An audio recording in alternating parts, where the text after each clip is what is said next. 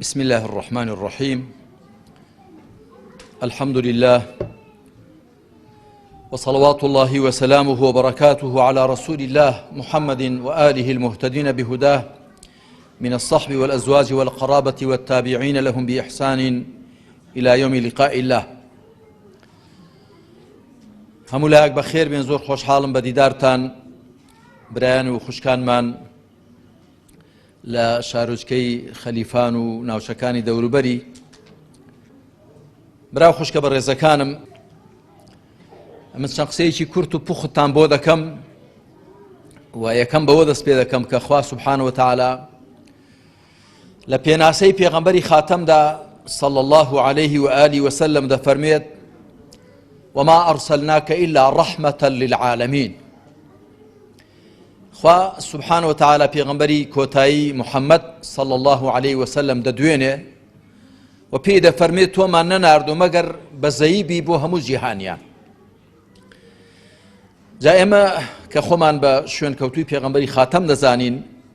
و ئومێدم وایە لای خوای پەروەردگاریش هەروە لە قەڵەم درابین و خوا پشتیوان بێ لە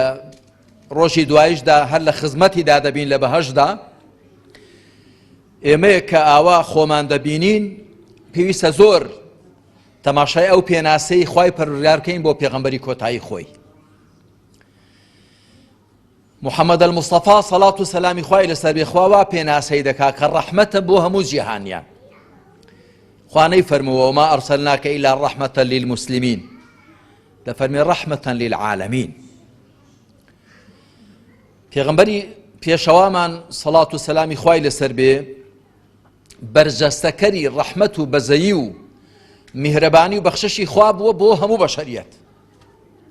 و لە ڕاستیدا لە دوای هاتنی محەممەد صلى الله عليه وآله وسلم وەکو کۆتا پێغەمبەری خوا مرۆڤایەتی هەمووی بەهرەمەند بووە لەو دین و پەیامەی کە پێغەمبەری کۆتایی هێناوێتی. با بزانی چۆن پێشەوەی پێغەمبەری کۆتایی بێ ئەوە هەر نیوە دوورگەی عەرەبی نەبوو کە لە نەفامی و جاهیلیەتدا بوون. ئاخر جاهیلیەت نەفامی واتە ئەوە کە مرۆڤ نەزانێ چۆن بژی و نەزانێ کە بۆچی لەسەر زەویدان دراوە و حیکمەت لە بوونی چییە و ڕاست و چەوت و حەڵاڵ و حەرام و چاک و خەراپ و دۆست و دوژمن لێک نەکاتەوە. هەموو بەشەریەت هەروە بوو. بە دانپێداهێنانی هەموو مێژە و نووسان دەڵێن مرۆڤایەتی هەمووی ئەو کاتە لە نەفامی و نەزانی و دواکەوتوێتیدا بوو. لە ڕووی سیاسیەوە هەر دەوڵەتێک دەسەڵاتی هەبووە ئەوی دیکەی داگیر دەکرد. لە ڕووی کۆمەڵایەتیەوە چینایەتیەکی زۆر هەبوو، هەندێک خۆیان زۆر لە پشت ئەوانی دیکەوە دەزانی و خەڵکی دیکەیان زۆر لە خوار خۆیانەوە تەماشا دەکرد. هەروەکو ئێستاش ئەو جەهالەت و نەفامیە کەم و زۆر هەیە. لە ڕووی ئابووریەوە قڕی و پڕی هەبوو، هەندێک پڕ بوون زۆربەش قڕ بوون. و لە ڕووی فیکریەوە دواکەوتوێتیی زۆر هەبوو و لە ڕووی پەرستنەوە خەڵک ئەنواع و ئەشکاڵ پەرستراوی دەپەرستن. هەر بت و سەنەم نەبوون بەڵکو زۆرە ژیانداریان دەپەرستن کە ئێستاش هەر هەن لە شەرقی ئاسیا، لە ڕۆژهەڵاتی ئاسیا. هەندێک کەس ماری کوبڕا دەپەرستێ، هەندێک کەس مشک دەپەرستێ، هەندێک کەس مانگا دەپەرستێ. ئێستاش هەر هەیە. ئەو کاتە دیارە زۆر بەربەڵاوتر بوو. نەک هەر ئەوەندە بەڵکو لە ڕووی پەیوەندی نێوان پیا و ئافرەت ئەوە ئیسلام بانگی بەگوێی خەڵک دادا کە ئافرەتی وەکو پیا و مرۆڤە و لە مرۆڤ بوون و لە بەندەی خوابوون و لە بەرپرسیاربوونیان بەرامبەر بە کۆمەلگا و میلەت هەردووکیان وەکو یەکن. بەڵام خوای پەروەردگار هەندێک تایبەتمەندی داون بە پیا و هەندێک تایبەتمەندیشی داون بە ئافرەت کە ئەو تایبەتمەندیانە هی ئەوە نین خۆیان پێ بەسەرێکدا هەڵشێشن، بەڵکو دەبێت پیا و ئافرەت پەیوەندێکی تەکاملی و تەواوکاریان لە بەیندا هەبێ. ئەوەی بە پیا و دەکرێت بە ئافرەت ناکرێت، ئەوەی بە ئافرەتی دەکرێت بە پیا و ناکرێت. هەر کامێکیان دەبێت لە مەیدانی خۆیدا پێش بڕکە بکە. بەڵام ئەو کاتە فەیلسوفەکان یۆنان مناقەشەیان بوو لەسەر ئەوە دەیانگوت ئافرەت خاوەنی ڕوح نییە ئەگەر ڕوحیشی هەبێ ئەوان دەیانگوت ڕوحێکی حەیوانی هەیە نەک ئینسانی بەڵام خوا سبحانه وتعالى لە چەندان ئايات لە قورئاندا ڕایگەیاند يا أيها الناس إنا خلقناكم من ذكر وأنثى وخوا ڕایگەیاند يا أيها الناس اتقوا ربكم الذي خلقكم من نفس واحدة وخلق منها زوجها كأو نفس يكمي كمم هم مرۆڤایەتی لێ دروست بووە ئادەمە هاوسەرەکەشی هەر لەو جۆرە نەفسە دروست بووە کە حەوایە ئەویش دایکی مرۆڤایەتی سەڵات و سەلامی خوا لەسەر هەردووکیان بێ جا دوای ئەوەی محەممەد صلى الله عليه وآله وسلم هات پەیامی خوای هێنا هەم لە ڕووی سیاسیەوە کە خەڵک حکمڕانان خۆیان بە پەرسراو دەزانی بۆ زانیاریتان ئەو ڕۆژ ئاوایی ئێستا ئەوروپای ئێستا ثیۆکراسی هەبوو حکمی ثیۆکراسی جا مێژونووسەکانی ئەوروپا دەڵێن سەدەکانی نێوەڕاست کە مەبەستیان پێ سەدەی شەشەمی زاینیە تاکو و سەدەی پانزەیەم و شانزەیەم ئەو دە سەدەیە پێیان دەڵێن سەدەکانی نێوەڕاست بەنسبەت ئەوانەوە ئەو سەدانە سەدەی تاریکی بوون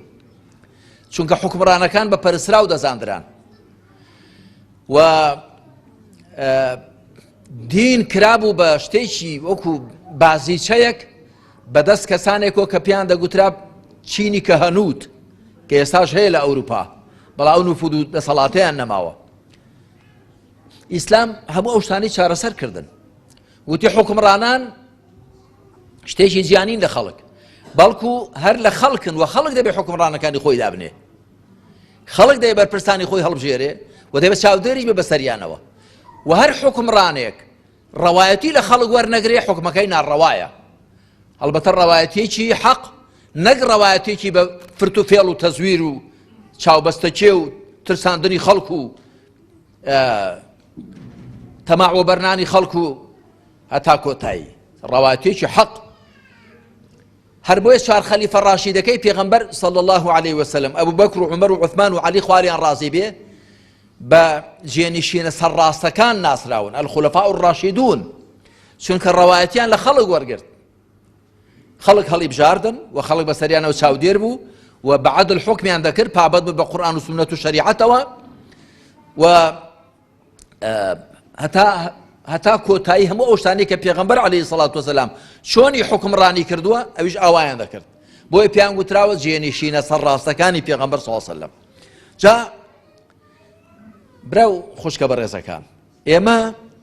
ئەگەر تەماشای پێناسەی پێغەمبەری خۆمان بکەین صلی الله عليه وسلم لە خۆمان حاڵی دەبێت ئێمەش چۆن بین بۆ ئێمە زۆر جار گوتوومە هەر کۆمەڵە مسڵمانێک هەر کۆمەڵە خەڵکێک بە ئەندازەی ئەوە بە شوێن کەوتووی پێغەمبەر دادەندرێن صلی الله عليه وسلم کە مای ڕەحمەت و خێر و خۆشی بین بۆ خەڵک و بۆ دەوروبەریان نەک مای زەحمەت و سەرێشە ئەگەر مای ڕەحمەت بن مای ئاسوودەیی بن خەڵک لە پەنایاندا هەست بە ئۆخشن و ئارامی بکە ئەو جار معنای وەکو پێغەمبەر دەچن صلی الله عليه وسلم پێغەمبەری خوا نەک تەنیا موسڵمانان بەڵکو هاوبەش بۆ خوادانەرەکان جوولەکەکان بەڵکو منافقەکان هەموو ئەوانە لە پەنای پێغەمبەری خوادا عەلەیهی سەڵات وسەلام لە ژێر سایە حکمڕانی ئەودا هەستیان بە ئارامی و هێمنی دەکرد کەس مەترسی نەبوو زوڵمی لێ بکرێ لە سوورەتی ئەنیسادا 13 ئایەت خوای پەروەردگار دای بەزاندوون بۆ دیفاعکردن لە جوولەکەیەک کە بە ناحەق تۆمەتبار کرابوو ئەویش ئەوە بوو کە کابرایەک بە ناوی توعمەت و ئیبنی ئوبەیریق کە کابرایەکی موسڵمان بوو بەڕواڵەت بەڵام لە ڕاستیدا منافق بوو دزیەک دەکا لە ماڵی موسڵمانێک دزیەکە بریتێ دەبێت لە زرەیەک زریان وەختی خۆی لەبەر کردووە بۆی شیری تر کاریان تێنەکا ئەو زرێ لە جەواڵە ئاردێکدا بووە کابرای منافق جەواڵە ئاردەکە بە کۆڵەدادا دەیباو زرێەکەشی تێدایە نازانێ بنی جەواڵەکە کون بووە ئارد ڕێژکەی بەستووە شەو بووە تەبان هەتا ئەو جەواڵە ئاردە دەباتە ماڵی جوولەکەیەک دای دەنێ دەڵێ ئەوە ئەمانەتی منە بالای تۆ بێت کەسیشی لێ نییە کابرای جوولەکە بیکا بە شایەت کە ئەو کابرا ئەو جەواڵەی هێناوە بۆ بەیانی ماڵەکە کە ئەو دزیان لێکراوە زرێکیان دزراوە لە جەواڵە ئاردێکدایە بە شوێن بەڕێچێ ئاردیدا دەچن دەچێتە ماڵی جوولەکە دەڵێ ئەو ئاردەی ئێمە تۆ دزیوتە و زرێکەشی تێدایە ئەویش دەڵێ نەخێر من نەمزیوە ئەی دەڵێن دەست دەناسیەوە نی هاتۆتە ماڵی تۆ دەڵێ ئاخرە من نەمهێناوە ئەوە فڵان کەس هێنای بۆ ماڵی ئێمە شەوتی ئەمانەتی منە با لێرە بێت ئێ دەڵێن بەڵگەت چی وەڵا دەڵێ هیچ بەڵگەم نییە شەو بوو درەنگ بوو دەڵێن نەخێر هەر تۆ دزیەکەت کردووە دەچن بۆ لای پێغەمبەر صلى الله عليه وآله وسلم پێغەمبەری خوا خۆ غەیبی نەزانیوە ئەوەی کە خوا پێی ڕانەگەیاند بێ نەیزانیوە حکمی بەظاهیر کردووە بە ڕواڵەت هەڵبەتە پێغەمبەری خوا عەلەیهی سەڵات وسەلام جوولەکەکە تۆمەتبار دەکا کە ئەو دزیە دیارە تۆ کردوتە ئەویش دەڵێ فڵان کەس ئەو جەواڵە ئاردەی هێناوە ئەویش دێ دەڵێ پێغەمبەری خوا بەڵگەی هەیە شایەدی هەیە دەڵێنە وەڵا هیچ بەڵگە و شایەدم نییە شەو بوو پێغەمبەر عەلەیهی سەڵات وسەلام بەڕواڵەت کابرا موسڵمانە و ئەوی دیکەش جوولەکەیە خەرەی دەبێت کە جوولەکەکەت تاوانبارکە خوا سبحانه وتعالى تەماشای عەدالەتی ئەو ئیسلامە بکەن کە پێغەمبەری کۆتایی هێناوێتی کە خوا پێیدا ناردووە خوای پەروەردگار لەسەر حەو ئاسمانەوە تەدەخل دەکات لەو خەڵسیە کە دەفەرمێ ئنا ئەنزەلنا ئیلەیکە الکتاب بالحق لتحكم بين الناس بما أراك الله ولا تكن للخائنين خصيما واستغفر الله إن الله كان غفورا رحيما تاكو تاي هر دوازە سێنزە ئاەتەکە دوازە سێزدە ئاەت دادەبەزن کە ئاەتی یەکەمیان دەفەرمی ئێمە قورئانمان بە حەق بۆ تۆ دابەزاندووە تاکو تۆ بە شێوەیەکی ڕاست دادوەری لە نێوانی خەڵکدا بکەی و بەرگری مەکە لە خائینان واتە ئەو موسڵمانە خائینە بەرگری لێ مەکە و داوای لێبوردن لە خوا بکە کە دڵت وا بووە کە ئەو جوولەکەی دزی کردوون جوولەکەکەش بەریە ئاگای لە هیچ نییە و دوایی حکمەکە دەکەوێتە سەر کابرای منافق کە بەڕواڵەت موسڵمانە خەریک دەبن سزای بدەن ڕادەکا مەدینە بەجێ دەڵێ دەچێت بۆ مەکە و کاتە مەکە بەدەست موشریکەکانەوە بووە لەوێش دزی دەکا دیواری ماڵێکی دەبڕێ دیوارەکەی بەسەردا دەڕوخێ و دەمرێ جا تەماشا بکەن برا خۆشکەکانم لە دینی خوای پەروەردگاردا لە دینی خوای حەقدا جوولەکە و موسڵمان چاک و خراپ لە بەرامبەر حکمی شەرعدا وەکو یەکن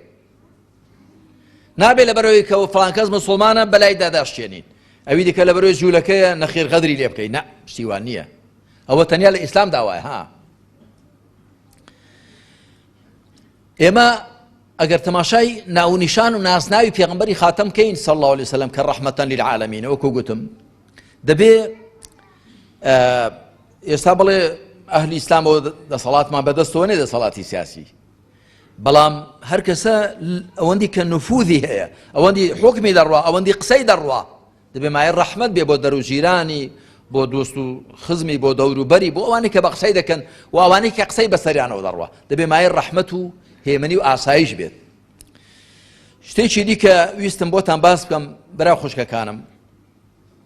ئەوەیە کە ئێستا خەڵکی ئەم ڕۆژگارەی ئێمە هەمووی بە تایبەتی لە هەرێمی کوردستاندا هەمووی زاڵێتی و هەمووی ناڕەحەتە بەدەست جارێک بێکارەبایی بێ ئاوی بێ پارەی بێ موچەی بێ معاشی ئەوانە هەڵبەتە ئێمە خوای پەروەردگار لەم سەرزەویە دای ناوین کە ژیانێکی ئاسوودە بگوزەرێنین وەخوا ئەم سەرزەوی بۆ پڕ کردوین لە ناز و نیعمەت لە ڕاستیدا نیعمەتەکانی کە خوا بۆی داناوی لە سەرزەوی ئەگەر بە دادگەرانە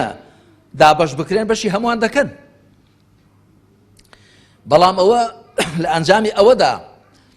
ئێستا ساڵانە بە ملیۆنان خەڵک لەبەرسان دەمرێت لە زۆر لە وڵاتان لەبەر چییە؟ لەبەرەوە کە وارداتی دنیا هەمووی لە سایەی ئەو حکمی لیبرالیزم و گلۆبالیزیشن عەولەمە و ئەوانە سیستەمی کاپیتالیزم زۆربەی وارداتی دنیا لە دەستی کەمینەیەکدا قەتیس بووە و بۆیە زۆربەی خەڵکی تووشی ناڕەحەتی دەبێت وەکو زانایەک دەڵێ لە هەر شوێنێک شای بەرزت بینین شیوی زۆر قوڵیش دەبینی ئەوانەی کە بۆ نانی ڕۆژێ محتاجن بۆ نانی شەوێ محتاجن ئەوانەی کە بێنوان بێوەزعن بێدەرەتانن هۆکارەکەی ئەوەیە کە لەو لاوە لەسەریە ڕژاوە بۆیە ئەوان لەبەریان بڕاوە جاری دیکە باسم کردووە مستەفا لوتفی منفەلوتی ئەدیبێکە ئەدیبێکی میسریە بەڵام زیاتر لە شام ژیاوە جا کتێبێکی هەیە النەفەرات لەو کتێبێدا دەڵێ شەوێک چوومە دەرێ هەرتم هەوای باڵی خۆم بدەم گوێم لە ناڵە ناڵێژی بوو کە لێی چوومە پێش کابرایەک بوو چۆکی بەزجی خۆ نووسان بوون ئەژنۆی گوتم کاکە چیتە وتی وەڵا سکم دێشێ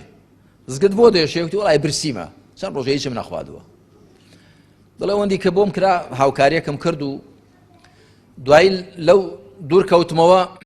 لە گەڕەکێکی دیسان گوێم لە ناڵە ناڵی کەسێکی دیکە بوو لێی چوومە پێشێ وتم کاکە چییە وتی وەڵا زگم دێشێ ئەتۆ زگت بۆ دێشێ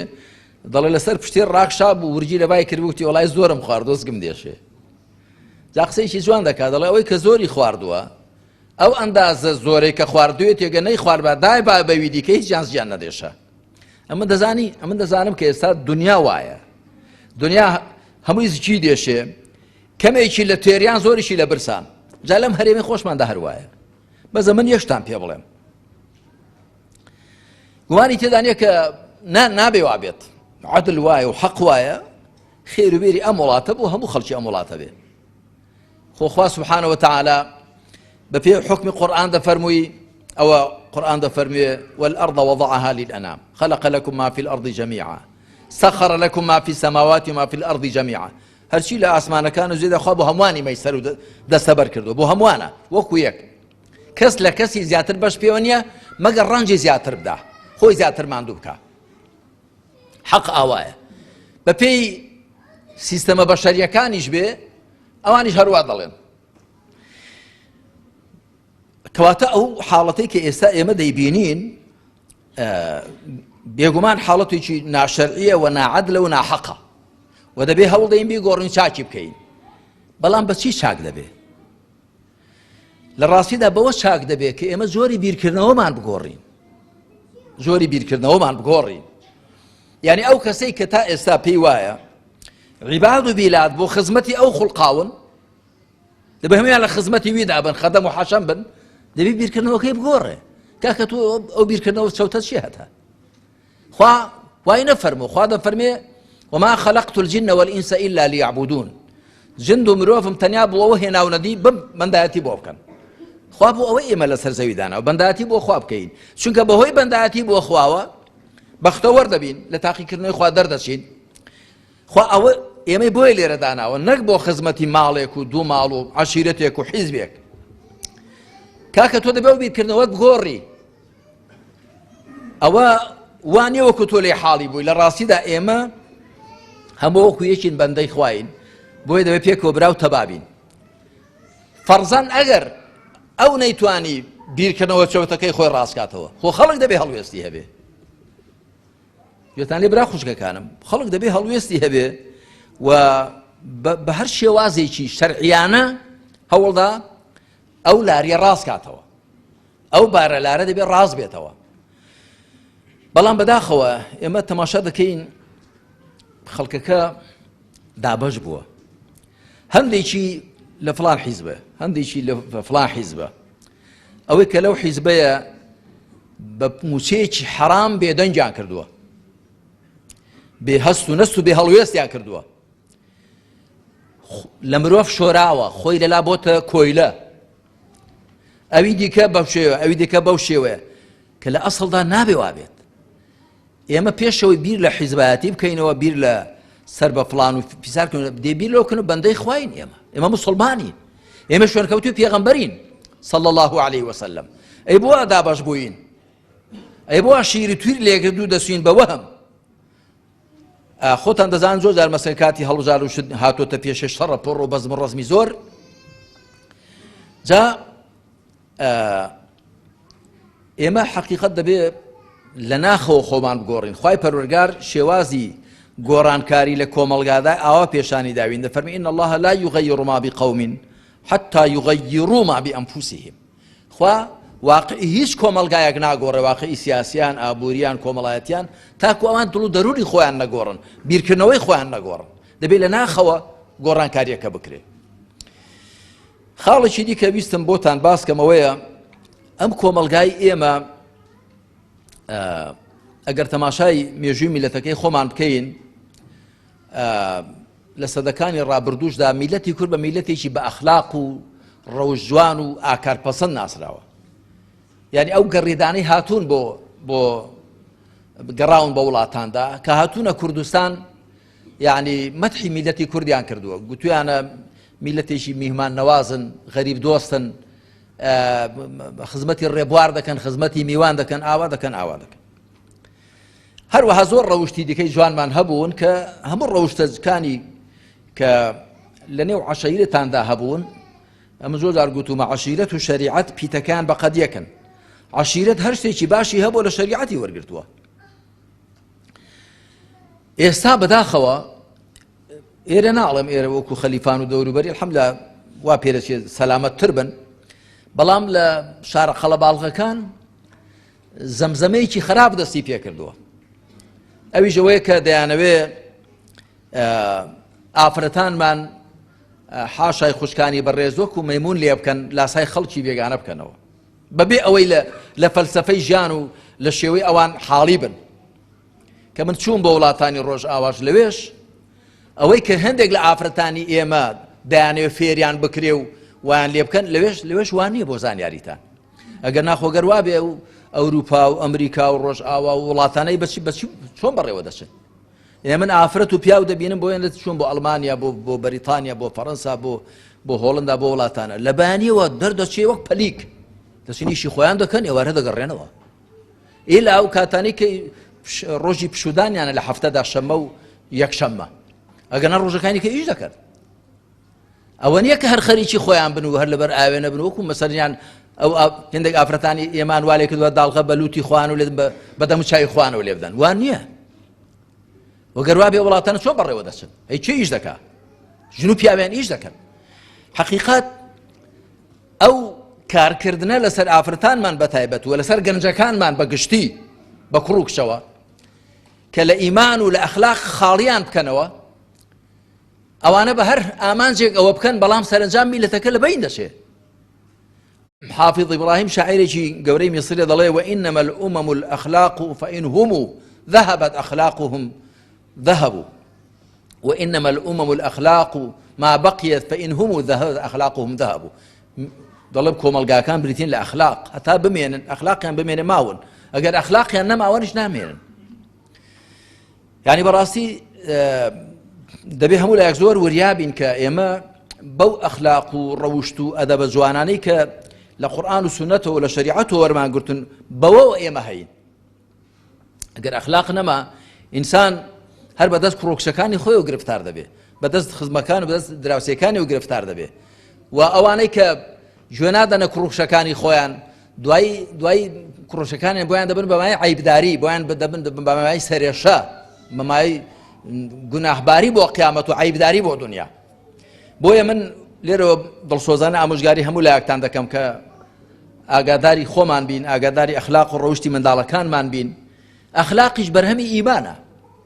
ئینسان ئەگەر پەیوەندی لەگەڵ خوادا باش بێ، پەیوەندیشی لەگەڵ خۆی و لەگەڵ خەڵکدا باش دەبێت. خوای پەروەردگار لە سەرەتای سوورەتی ئەنفالدا دەفەرمێ فاتقوا الله وأصلحوا ذات بينكم. دەفەرمێ پارێز لە خوا بکەن و پەیوەندی نێوانتان چاک بکەن. هەروەها دەفەرمێ إن الله مع الذين اتقوا والذين هم محسنون. خوا لەگەڵ ئەواندا کە ئەهلی تەقوان پارێز لە خوا دەکەن و چاکەکارن. ئەگەر ئینسان بۆ خوا سوڵحاو بوو لەگەڵ خەڵکیدا گونجاو و چاک دەبێ. بۆیە ئێستا ئێمە کە دەڵێن شوێنکەوتوی پێغەمبەرین صلی الله عليه وسلم، ئەگەر لە قورئان شارەزابین و لە ڕێبازی پێغەمبەر صلی الله عليه وسلم زۆر چاک دەزانی شوێنکەوتوی چێین. بەڵام کابرایکی نەسڕانی کە دەڵێ من بە دوای عیسا دەکەوم، تەماشا دەکەی بۆ لە ئەوروپا عەلمانیەت پەیدا بوو، سێکۆلاریزم بۆ لێوە پەیدا بوو، چونکە بۆشاییکی زۆر لە ژیانیاندا هەبوو. ئینجیلەکان شەریعەتیان تێدا نییە، باسی حەڵال و حەرام و باسی چاکە و خراپە و باسیەوە وڵات چۆن بەڕێوە بچێ و خەڵک چی بکات چۆن کە باسیەوەی تێدا نییە. هەمووی ئامۆژگاری ڕوحی و ئەخلاقی و ئەو شتانەیە. بەڵام قورئانی موسڵمانان شەریعەتی تێدایە، بۆیە عەلمانیەت لەنێو موسڵمانان دەجێ نابێتەوە. موسڵمان ئەگەر موسڵمان بن عەلمانیەت چی لێ بکەن؟ یعنی باسی چیان بۆ دەکا؟ باسی بەڕێوەبردنی وڵاتیان بۆ دەکا، قورئان باز دەکا. باسی لانی ئابووریان بۆ دەکات لە قورئاندا هەیە، باسی پێکێنانی خێزانیان بۆ دەکات لە قورئاندا هەیە، باسی چیان بۆ دەکات یعنی هەمووی لە فەرمایشتی خوادا هەیە بەو شێوەیە کە حەقە و ڕاستە و چاکە. بۆیە بە ئێمە دڵخۆش بین بەوەی کە موسڵمانین و شوێنکەوتوی پێغەمبەری کۆتایین صلی الله عليه وسلم و پەیڕەوی قورئانین، بەڵام با ئەوە هاندەرمان بێ هەرچی زیاتر لە قورئان تێبگەین، لە قورئان شارەزا بین، لێی لەبەرکەین، چاکی بخوێنین، لێی تێبگەین، لێی وردبینەوە، کاری پێ بکەین و پاشان ڕێبازی پێغەمبەر صلی الله عليه وسلم کە ڕێبازی پێغەمبەریش عليه الصلاة والسلام ئەویش هەر بریتێ لە تەطبیق و جێبەجێکردنی قورئان لە ژیانی تاچی و خێزانی و کۆمەڵاتی و سیاسی خۆیدا. ئێمە ڕێکە لەبەردەستمانە، بۆیە پێغەمبەر عليه الصلاة والسلام فەرموویەتی تەرەکتوکم على البەیضاء ليلها كنهارها لا يزيغ عنها إلا هالك.